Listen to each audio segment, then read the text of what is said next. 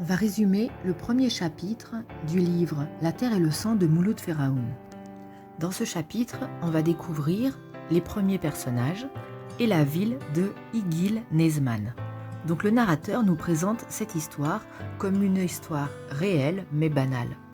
Il parle de sa ville comme étant un petit village de campagne qui est en haut d'une colline, qui n'est pas très beau, desservi par une route qui est plutôt mauvaise, et il raconte comment, en taxi, arrive le personnage principal, qui sera Amer, que les autres appellent Amer Oukassi, son épouse, qui est une Française, une Parisienne, qui vient se perdre dans ce village. Il dit que c'est le seul événement qui est un peu surprenant, et en même temps pas tellement surprenant. Il est simplement un événement un petit peu inopportun, comme il en arrive parfois dans ce village. Donc ils sortent tous les deux du taxi, et il y a toute une ribambelle d'enfants qui vient les entourer, et on voit que le personnage principal, Amer, est très mal à l'aise. Il sent déjà un peu un reproche par les personnes plus âgées du village. On lui reproche d'avoir abandonné ses parents. On voit que son père est mort pendant son absence, qu'il y a eu plus d'une dizaine d'années d'absence, et que sa mère, maintenant, est vieille et seule. Il est plus à l'aise avec les jeunes, car les jeunes sont moins dans le reproche, ils connaissent moins son histoire. Il finit par s'avancer dans la rue principale, et là, il est encore une fois très gêné. Il est gêné parce que la rue semble sale. Il y a devant lui une montagne d'ordures, il y a aussi des petits coins qui sont utilisés comme toilettes publiques, et il y a beaucoup de saleté dans les rues, et en fait, il n'est pas gêné par rapport à son épouse, la Parisienne. Il est plutôt gêné par rapport à la ville, comme si c'était impoli de montrer l'intimité de sa ville à une étrangère, comme si c'était un petit peu dévoiler la ville. Ensuite, il va croiser deux vieilles dames qui vont venir le saluer. Chaque fois que les gens passent, ils embrassent sa femme. Enfin, les dames et les enfants embrassent sa femme. Et les deux petites vieilles vont aller très vite prévenir un autre des personnages principaux de ce livre, la vieille Kamouma, donc la mère de Amer. Et quand il va arriver à la maison, il y aura déjà une foule devant sa porte.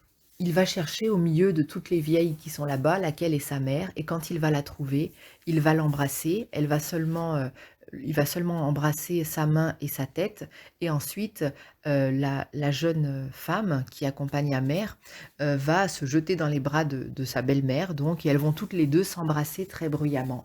La vieille embrasse sa belle-fille parce qu'elle voudrait pouvoir embrasser son fils, mais ça ne se fait pas, donc du coup elle embrasse sa belle-fille. Et ensuite, il va y avoir toute une période de salutation. Donc, tout le monde va vouloir leur serrer la main, les embrasser, etc. Au bout d'un moment, Amer va rentrer dans la maison et il va voir la maison de son enfance qui est petite, assez sombre, pas très bien entretenue. Il y a même une chèvre à l'intérieur. Et il s'assoit, il est quand même content de voir que sa mère arrive encore à entretenir une chèvre parce qu'il se dit, au moins ma mère n'a jamais manqué de lait, elle a toujours eu du lait, et la chèvre pourra aussi plus tard être utilisée pas avec sa peau, on peut aussi tondre sa laine, etc. Donc du coup, il pense que cette chèvre, finalement, c'est quand même ça le déculpabilise un petit peu d'avoir abandonné sa mère. Il est partagé parce que tous ces gens qui viennent se jeter sur eux, c'est un peu gênant, mais en même temps, il est fier parce que ça montre à sa femme qu'il y a beaucoup de gens dans le village qui l'attendaient, et il est content d'avoir un petit peu cette manifestation d'intérêt. À un moment, sa jeune épouse lui dit j'en peux plus, tout le monde se jette sur moi, et il lui dit bah oui, bah désolé, mais c'est la tradition, il faut patienter. Et donc la vieille Kamouma, quand elle voit qu'il y a encore du monde qui arrive pour les saluer, va exfiltrer la jeune épouse de la foule et va la rentrer à l'intérieur de la maison. Elle va étaler des pots qui servent de matelas, des couvertures enfumées, tout ça. Elle va lui préparer un espèce de petit canapé pour qu'elle s'installe. Et l'auteur dit que la Parisienne va s'asseoir là-dedans comme quand on rentre, comme si elle rentrait dans un sac de linge sale. Et donc elle va s'installer au milieu de tout ça, et Kamouma est satisfaite. Maintenant, l'invité est bien installé et les gens vont pouvoir tous venir pour la saluer. C'est comme ça que se termine le chapitre 1. On va résumer le deuxième chapitre du livre La terre et le sang de Mouloud Feraoun. Il commence par une généralité en parlant du Kabyle qui retourne dans son village.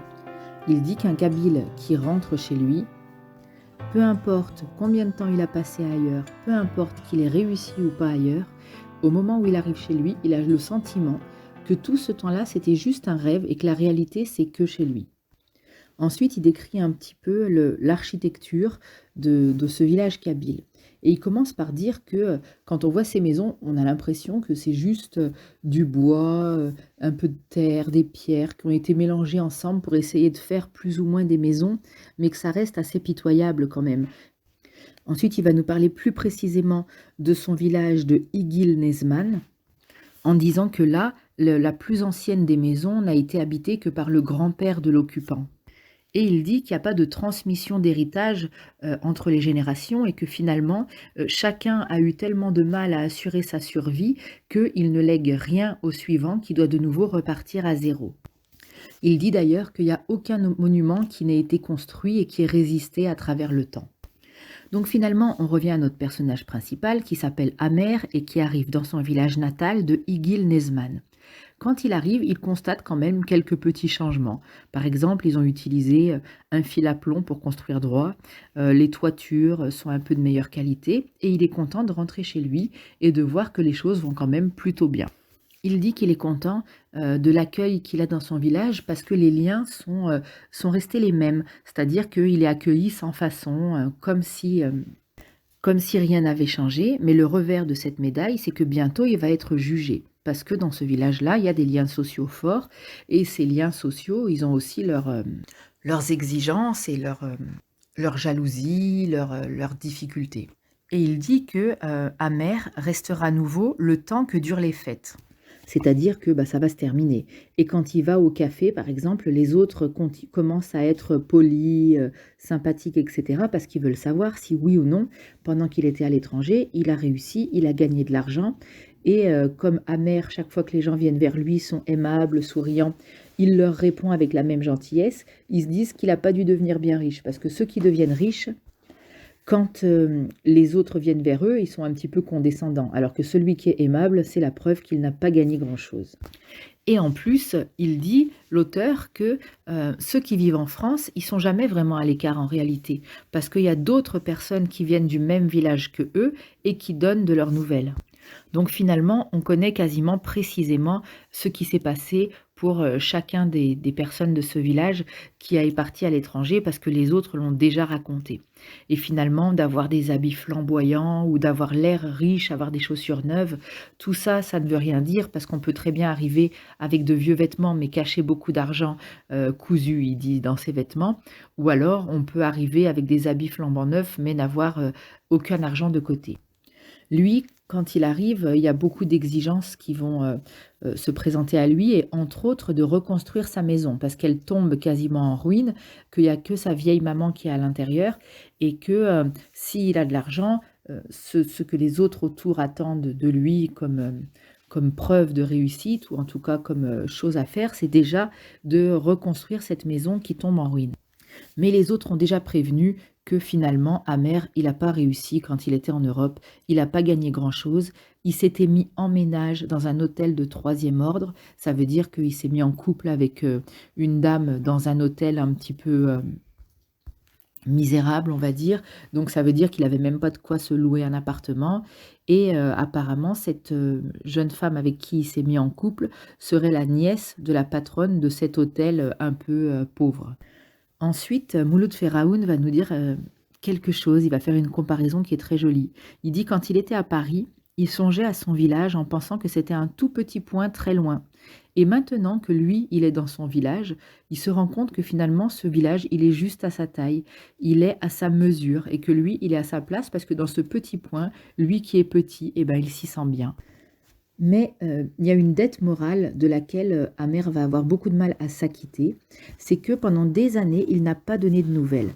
Donc ses deux parents, à Amer, qui étaient des braves gens, des braves paysans de ce coin, ils avaient un seul enfant, un fils. Et quand il est parti en Europe, eh ben, c'était leur grand rêve. Ils pensaient qu'il allait réussir, il allait les rendre fiers, il allait rendre fiers toute sa famille, etc. Mais en réalité, Amer, il les a complètement oubliés. Une fois qu'il est parti pendant des années, il ne leur a donné aucune nouvelle. Et du coup, son père, qui vieillissait, a fini par décéder. Sa mère s'est retrouvée seule et lui n'a pas pris de nouvelles, n'est pas venu. Et maintenant, eh ben, il doit se rattraper. Et c'est toujours difficile de se rattraper par rapport à un mort, parce que son père est mort, donc il ne pourra pas revenir en arrière pour lui. Mais par rapport à sa mère, il doit reprendre une certaine place, un certain rang. Il doit montrer qu'il est quelqu'un et qu'il prend soin de sa mère. Et pour elle, c'est encore plus important qu'il le montre plutôt qu'il le fasse. Et la première chose que va demander cette vieille maman, qui s'appelle Kamuma, elle va lui demander d'aller au cimetière pour voir la tombe de son père et de passer dans le village pour que les gens le voient et qu'ils puissent dire, voilà, Amer est revenu voir son père. La fin du chapitre, il se met dans la tête donc de cette vieille dame qui s'appelle Kamuma et qui dit qu'elle, finalement, elle est dans une attente passive et qu'il ne peut plus rien lui arriver parce que son mari est mort, son enfant l'a abandonné, la maison tombe en ruine. Donc le retour de ce garçon, de toute façon, ça ne peut qu'améliorer sa situation parce qu'au point où elle en est, ça ne peut pas être pire. Et finalement, elle est contente et elle attend. La dernière phrase du chapitre, c'est écrit, c'est pourquoi elle reste imperturbable et digne. Fin du résumé du chapitre. On va résumer rapidement le 3e chapitre du livre La terre et le sang de Mouloud Feraoun. Ce chapitre est centré sur Kamuma. Kamuma, c'est la mère de Amer qui revient de France. Elle n'a jamais quitté son village en Kabylie et l'auteur nous raconte un petit peu quelle vie elle a vécue. Alors d'abord, ça commence par sa vie en famille et il raconte qu'elle a vu beaucoup de gens mourir. Elle a eu beaucoup d'enfants et à la fin, elle a enterré même ses enfants et ses parents.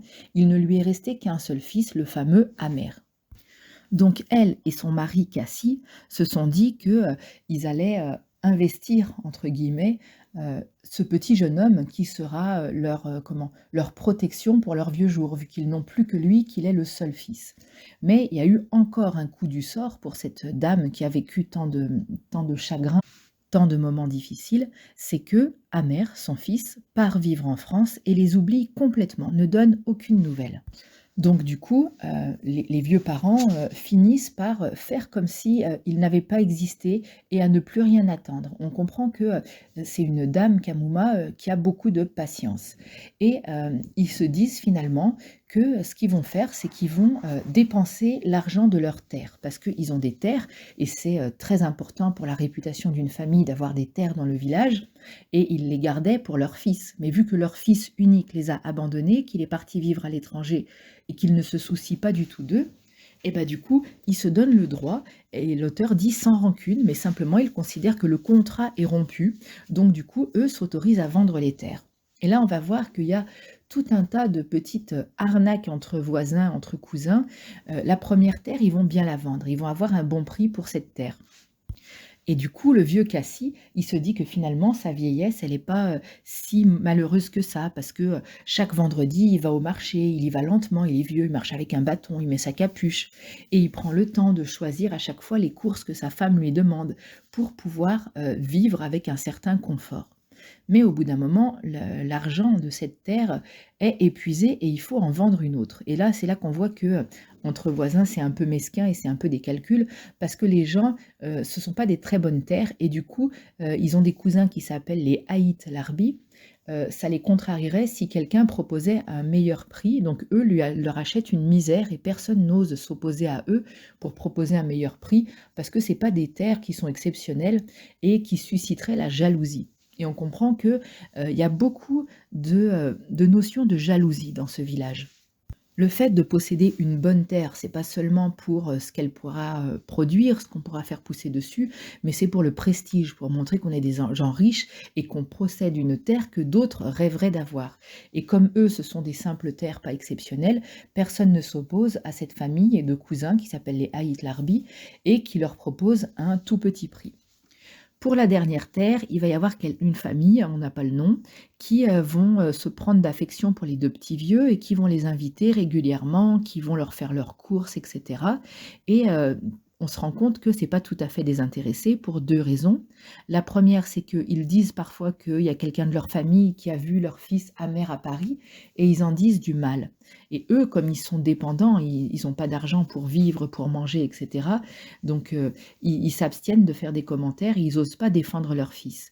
Et du coup, ils répondent par une bénédiction. Ils répondent en disant: «Ah, que Dieu vous protège, que Dieu vous donne, de la chance, du bonheur» et dans le fond, ces bénédictions, ils voudraient les adresser à leur fils perdu, parce qu'ils considèrent que leur fils est perdu vu qu'ils ont aucune nouvelle, à part par des gens qui disent qu'il a une mauvaise vie. Donc au final, ces gens-là finissent par leur acheter leur dernière terre et le soi-disant fils, parce qu'il se présente comme s'il était leur fils, il les appelle, papa et maman, il appelle la maman Ima Kamuma, ça veut dire, maman Kamuma et le père aussi, il les appelle avec des mots respectueux et il continue à subvenir à leurs besoins et même quand le vieux Cassie va mourir, donc le père de Amer, c'est, ces gens-là qui vont payer l'enterrement. Mais qu'est-ce qui va se passer ensuite? Au bout d'une semaine, Kamuma pense que c'est comme toujours, elle lui dit: «Est-ce que tu veux bien me prendre un petit peu d'orge, quand tu iras au marché?» et il répond: «Non, je ne vais pas au marché» et ensuite le matin, elle le voit passer sur son âne et il va au marché. Donc elle se plaint pas, elle ne dit rien, mais voilà, en gros, lui, il considère qu'il ne doit plus rien à la vieille parce que, le vieux est mort. Donc Kamuma, elle se retrouve à être pauvre. Et là, il y a une très jolie description de la misère. C'est joli parce que c'est pas misérabiliste, c'est pas, allez, ça me fait un petit peu penser à Germinal de Zola. C'est très réaliste. Il fait un portrait où on a l'impression d'y être. Et en même temps, il y a quelque chose de très, philosophe. Il explique ça sans vouloir s'en plaindre. Il dit d'ailleurs que finalement la pauvreté et la faim, on se rend compte que c'est comme un fantôme qui ne fait pas mal quand il étreint. Alors étreindre, ça veut dire prendre dans les bras et il dit que du coup Kamuma, elle s'habitue à avoir faim et il dit que finalement, au bout d'un moment, quand on manque un repas, 2, quand on manque de nourriture, on est sous-alimenté mais on ne souffre pas plus que celui qui est suralimenté. Le tout, c'est de ne pas penser qu'on va manger. Et du coup, il dit, par exemple, Jésus disait aux gens qu'il fallait se défaire de tout ce qu'on possédait pour expérimenter la pauvreté et pour la vivre, pour être pleinement pauvre. Mais bon, les gens en général ne l'ont pas trop fait. Il dit ensuite, le prophète Mohammed, il a fait pareil. Il a demandé aux gens de jeûner pour voir ce que c'était la faim. Il dit, mais ça ne marche pas parce que les gens, quand ils ont faim, la seule chose à laquelle ils pensent, c'est que bientôt ils vont manger. Personne n'est jamais dans le véritable état de pauvreté de se dire qu'on n'attend plus rien, qu'on vit comme ça. Et donc cette femme, Kamuma, va organiser sa vie, sa nouvelle vie de pauvre. Elle a certains avantages et elle va tirer des bénéfices de ces avantages. Par exemple, elle a une maison dans laquelle n'entre aucun homme parce qu'elle est vieille, elle a plus de mari, elle n'a pas d'enfant.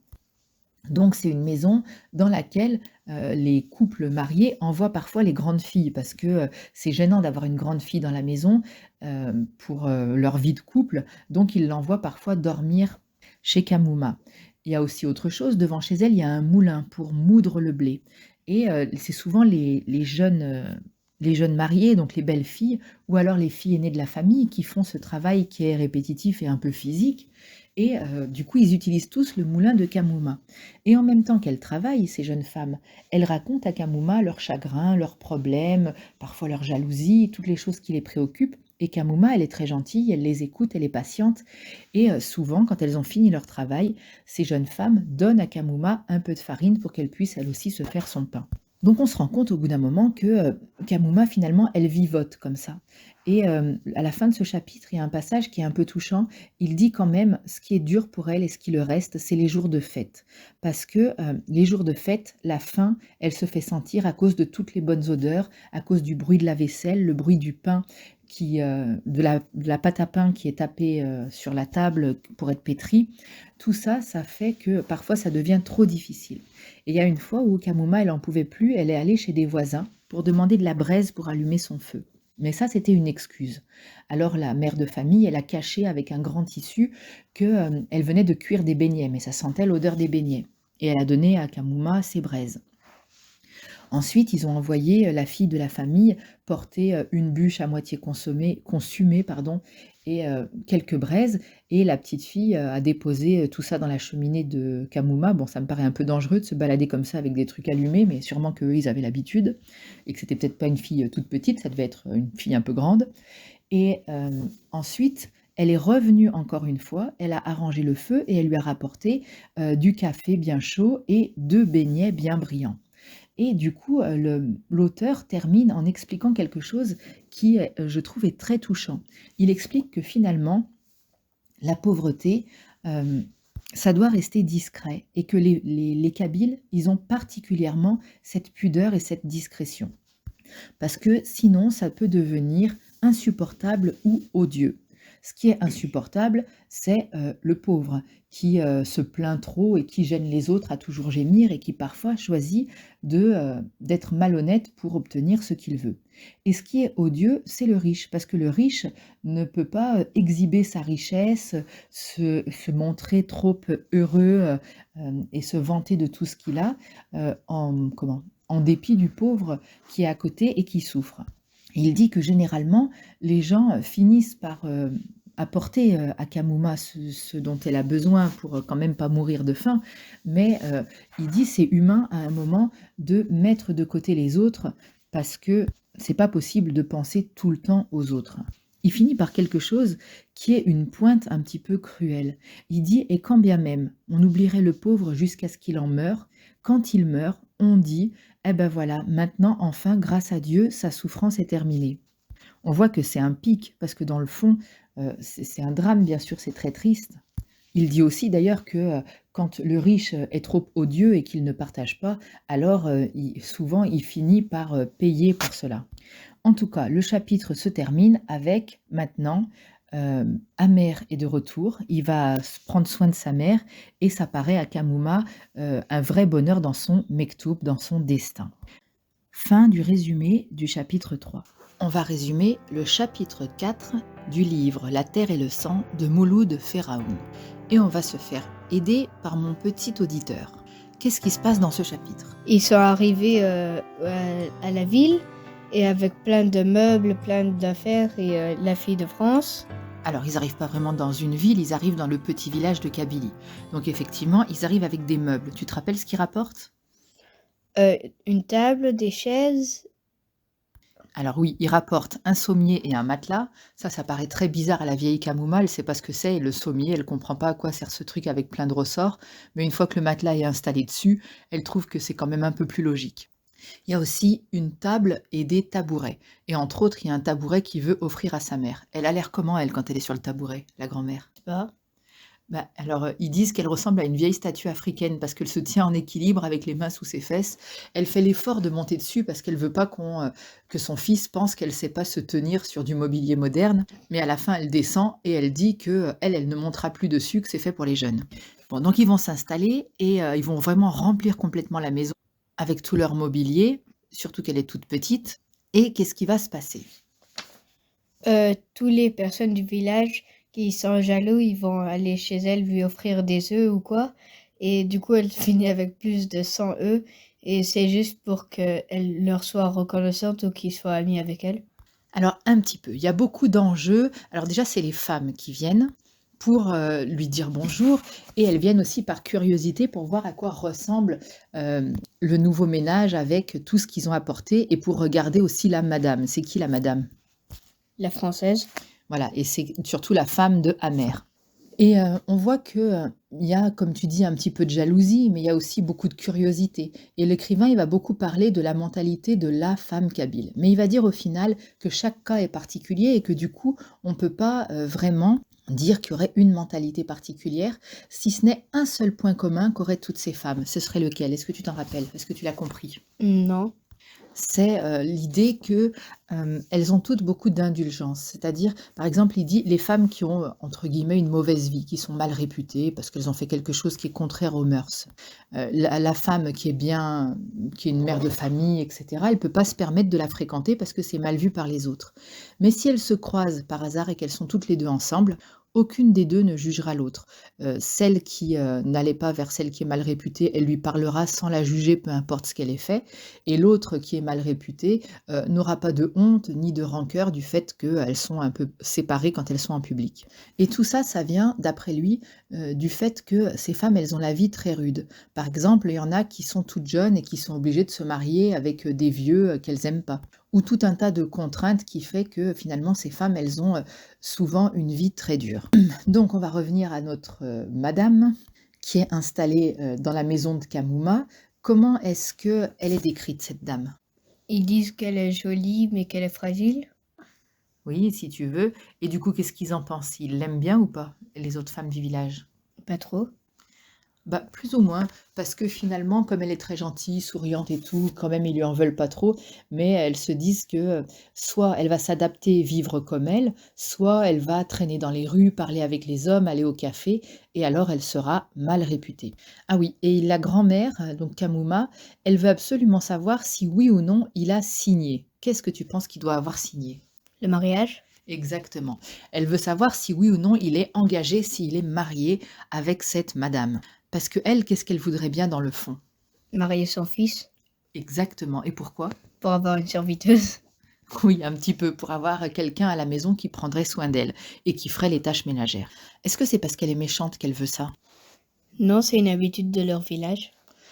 Voilà, c'est ça, c'est un petit peu leur habitude. Et puis c'est le rêve de toute sa vie de pouvoir enfin se reposer en ayant quelqu'un qui prend soin d'elle. Ok, et maintenant les hommes. Tout à la fin, il y a l'avis des hommes sur l'arrivée de cette madame dans leur village. Qu'est-ce qu'ils en pensent les hommes? Qu'elle est belle? Pas vrai. Alors oui, dans le fond, c'est ce qu'ils pensent surtout les jeunes, il dit que c'est pour ça qu'ils disent autre chose, parce qu'ils disent pas qu'elle est belle. Qu'est-ce qu'ils disent à son sujet? Que c'est dommage qu'elle est déjà en couple? Non, pas du tout. Peut-être qu'ils le pensent, mais c'est pas ce qu'ils disent. Ce qu'ils disent, c'est que, elle va attirer des problèmes, que c'est indécent de ramener comme ça une étrangère dans leur village, qu'il fait ça pour se vanter. Mais peut-être que dans le fond, ce qu'ils pensent, c'est que c'est dommage parce qu'elle est déjà avec quelqu'un et que ça les rend un peu jaloux eux aussi. Et les vieux maintenant, qu'est-ce qu'ils en disent? Que les étrangers, c'est pas bien de les avoir dans leur village? Alors, ils disent surtout que, alors les vieux, eux, ils trouvent que c'est pas compliqué de re-accueillir Amer dans le village parce qu'il reprend simplement la place qu'il avait avant, c'est quelqu'un d'ici et puis bon, ils se disent que les temps changent finalement. Eux, ils appellent ça une Taroumite, une Française, femme d'un Kabyle, c'est un peu surprenant, surtout qu'en plus elle est belle, mais ils se consolent quand même en disant que de toute façon, c'est sûr qu'il est damné pour ça. Est-ce que tu comprends ce que ça veut dire damné? Qui va être puni Par qui? par le dieu? Exactement, ça veut dire que son âme, elle va aller en enfer à cause d'avoir, choisi une étrangère. Donc dans le fond, est-ce qu'ils sont vraiment très gentils? Non. Pas vraiment, mais bon, on va dire que c'est la jalousie qui les fait parler. À la fin, il y a quelqu'un qui va faire la morale à Amer. On ne sait pas vraiment qui c'est quelqu'un qui va dire qu'il avait le même âge que Cassie, son père. Et qu'est-ce qu'il dit ce vieux, à Amer? Que c'est pas bien ce qu'il a fait, mais il veut pas le juger. Alors oui, c'est ce qu'il dit, mais il dit pas que ça. Il dit quelque chose de beaucoup plus important, mais c'est entre les lignes. Il lui dit qu'il veut pas le juger, mais en même temps, il lui dit: «Ton père, il est mort sans rien, pendant que toi, tu avais la belle vie en France». Donc est-ce que vraiment il le juge pas quand il dit ça? Non. Dans le fond, il le juge quand même un peu, il essaye de le faire culpabiliser. Et pourquoi? Parce qu'il est allé profiter en France alors que ses parents, ils étaient tout seuls. Oui, ça c'est sûr, mais c'est surtout pour qu'il se tienne bien à l'avenir. C'est comme une façon de lui dire: «Maintenant que tu es revenu ici, oublie pas quelque chose». Il dit: «Nous, dans notre village, chacun est libre, chacun peut faire ce qu'il veut, mais tout le monde te regarde. Donc quand tu fais ce que tu veux, tu es jugé par les autres». Et il dit: «Mais nous aussi, quand les gens ont du mérite et des qualités, on sait le reconnaître». Est-ce que dans le fond, on est vraiment libre quand on est jugé par les autres? Non. Pas tout à fait quand même, hein, parce que le regard des autres, c'est quand même quelque chose qui influence tes choix. Et on va voir justement dans ce livre que c'est quelque chose qui est très présent dans ce petit village. Allez, on a fini de résumer le chapitre 4 et on lira bientôt le suivant.